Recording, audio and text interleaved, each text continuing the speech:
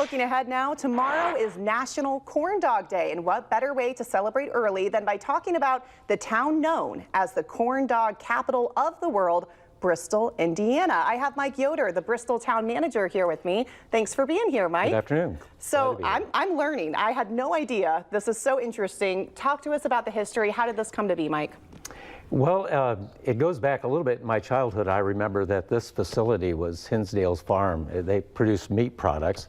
Monogram Foods came in, and it's like many of our Elkhart County business success stories. They invested money and started producing corn dogs, and here we are these number of years later, and I think they produce 80% of the corn dogs that are produced in the world are produced right there in Bristol. So that number is like 1.7 billion corn dogs every year. Oh my gosh, how cool. I had no idea. And so do you know at what point, of course, the Corndog Festival is a huge event for Bristol. What point did that come into the picture? About 3 years ago, employees of the company came to the town and said, hey, we'd like to do a festival, and all of the proceeds from that would go to a local not-for-profit. So the employees, with their imagination and their vision and their energy, put this together. And then this year, they decided that maybe it's time the town take over. So Bristol on the River, that's our downtown organization, they decided to take it on. So we're making some improvements this year. So this is still a fairly new festival. It is very new, but it seems to have captured a lot of people's attention. And several new things are happening this year. Talk to us about that.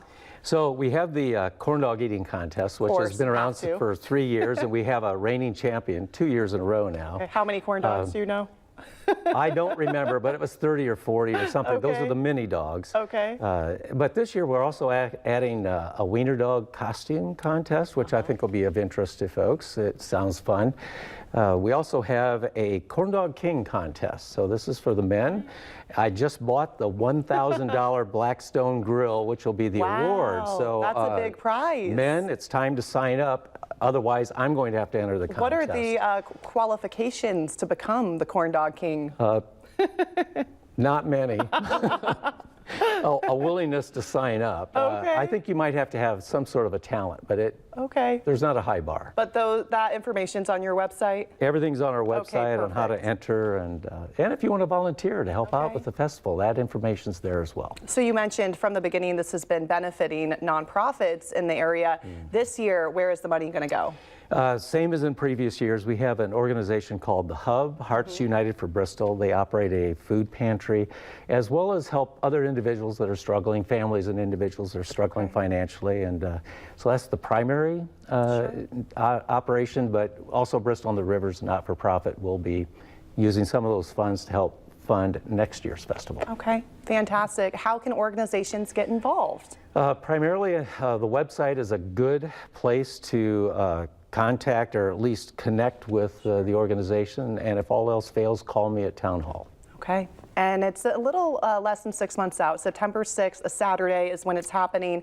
For people who haven't been, what can they expect? Why make it a point to go to the Corn Dog Festival this year? Yeah, well, even if you're not a huge corn dog fan, we have so many other activities. We'll have not only live music, but we have an acoustic stage as well.